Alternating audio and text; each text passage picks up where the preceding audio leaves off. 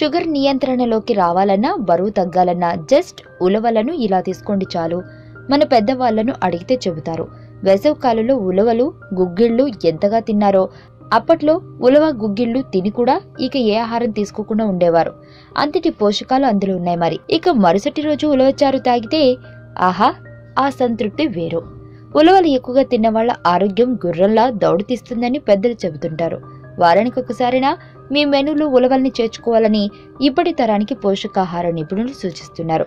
100 గ్రాముల పిజ్జా తింటే అందులో 12 గ్రాముల కొవ్వు ఉంటుంది. అదే 100 గ్రాముల ఉలవల్ని తింటే కొవ్వులు అస్సలు ఉండవు. 100 గ్రాముల ఉలవలు గుగ్గిళ్లలో 321 క్యాలరీల శక్తితో పాటు 22 గ్రాముల ప్రోటీన్లు, 57 గ్రాముల కార్బోహైడ్రేట్లు, 287 మిల్లీగ్రాముల కాల్షియం, 311 మిల్లీగ్రాముల ఫాస్ఫరస్లతో పాటు పీచు పదార్థాలు లభిస్తాయి. అదే పిజ్జాలో అయితే అదే మొత్తంలో తిన్న పోషక విలువలు శూన్యం, పైగా ఊబకాయం. అందుకే ఉలవల విలువలను ఆయుర్వేదం ఏనాడో గుర్తించింది.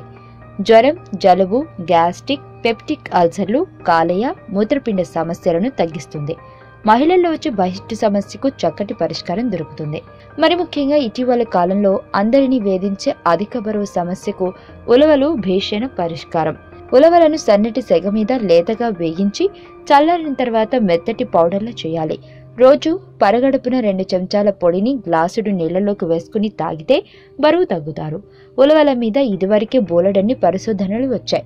Indian institute of chemical technology అధ్యయనం ప్రకారం ఉలవల్లో మధుమేహాన్ని నియంత్రించే గుణం ఉన్నట్లుగా కూడా వెల్లడైంది. లైంగిక సామర్థ్యాన్ని 4 చేసే గుణం కూడా ఉంది. సో ఉలవలు మీ ఆహారంలో భాగం చేసుకోవడం మరవద్దు.